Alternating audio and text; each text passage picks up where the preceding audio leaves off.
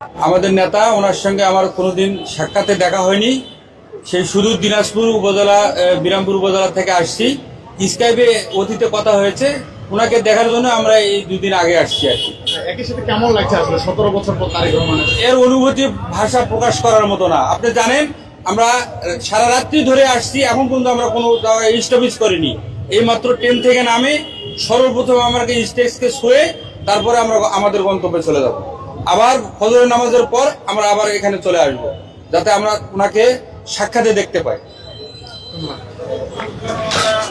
যেমন শুনছিলেন, আসলে বিএনপির যে নেতাকর্মীরা রয়েছে তারা কিন্তু এখানে এসে ভিড় করছিলেন এবং তারা কিন্তু বলছিলেন যে আসলে যে আগামীকাল সদস্য প্রত্যাবর্তন হচ্ছে বিএনপির ভারপ্রাপ্ত চেয়ারম্যান তারেক রহমানের, সেই সদস্য প্রত্যাবর্তন ঘিরে কিন্তু বিএনপি নেতাকর্মীদের যে ভিড়, সেই ভিড়টি কিন্তু লক্ষ্য করা আছে। একটু জানতে চাই যে আসলে কোথা থেকে এসেছেন এবং আজকেই কেন এসেছেন? না, আমি আজকে আসিনি, আমি কালকে এসেছি। কেন এসেছেন? বিসমিল্লাহির রহমানির রহিম। বাংলাদেশ জিন্দাবাদ, বাংলাদেশ জাতীয়তাবাদী দল বিএনপি জিন্দাবাদ।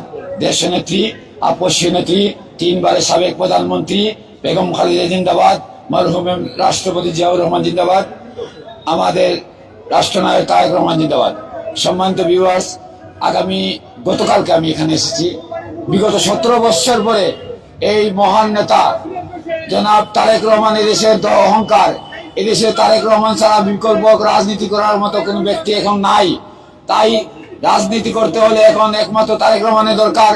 এদেশের ফ্যাসিস্ট সরকার চলে গেছে, এই ফ্যাসিস্ট সরকারের আমলে ইন্ডিয়া মুক্ত বাংলাদেশ করতে হলে একমাত্র তারেক রহমানের বিকল্প আর বাংলাদেশের মধ্যে কোনো মানুষ নাই। এত তাড়াতাড়ি আসছেন কেন? এত তারা আমি আমার নেতাকে অনেক ভালোবাসি, সেজন্য আমি 17টি মামলা খেয়েছি।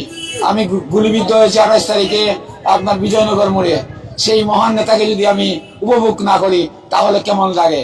কালকে আমি সকালে ট্রেনে থেকে নেমেছি, ট্রেনে নামছি আমি আপনার জিয়া বিমানবন্দর, সেখান থেকে হেঁটে এসেছি।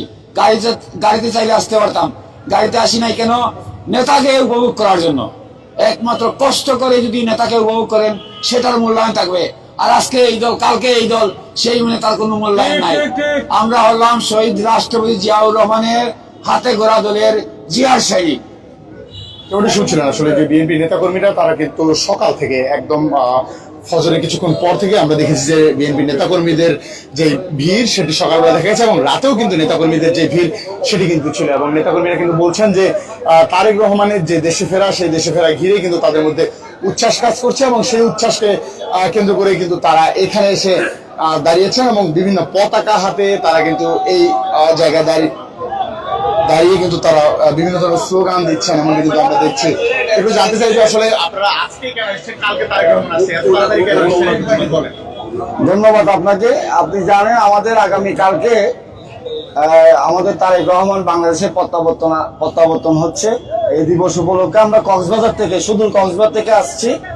আমাদের কক্সবাজার 3 আসন আমাদের জননন্দিত জননেতা লুৎফর রহমান কাজল সাহেবের নির্দেশে আজকে গতকাল রাত্রে থেকে আমাদের কক্সবাজার